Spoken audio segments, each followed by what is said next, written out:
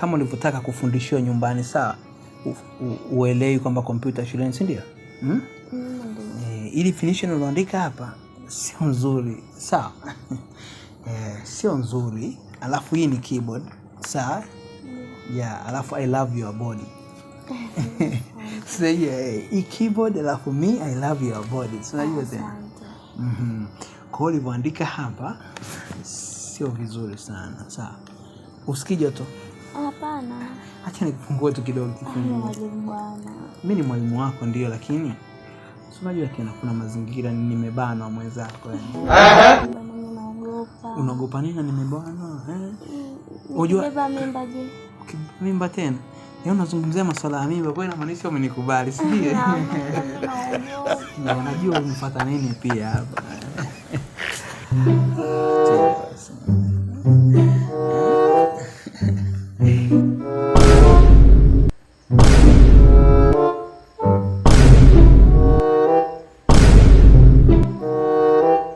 A few moments later.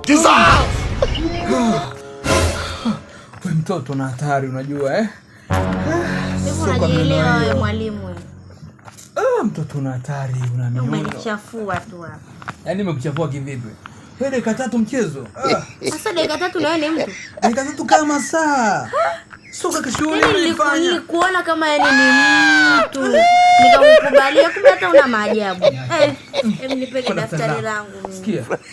Kama ni mwanaume nimeshimisha vya kutosha. Sijui unanielewa? Kwa shule nilofanya inastahili kupumzika. Kwa hiyo yani katika wanaume nao huko. Tena na usinizoea hata mwalimu. Yani tulofanya yani usije kazani kama tumefanya, yani potezea. Sijui unanielewa? Sasa kwa uzee kama wangu unaweza nikaenda maili ngapi kwa mfano unapoona? Jiongeze bana. Sisi wazee hatuachoshi kidogo basi. Ngojaga mimi niondoke. Nenda tu bwana, wanatoka niua mimi.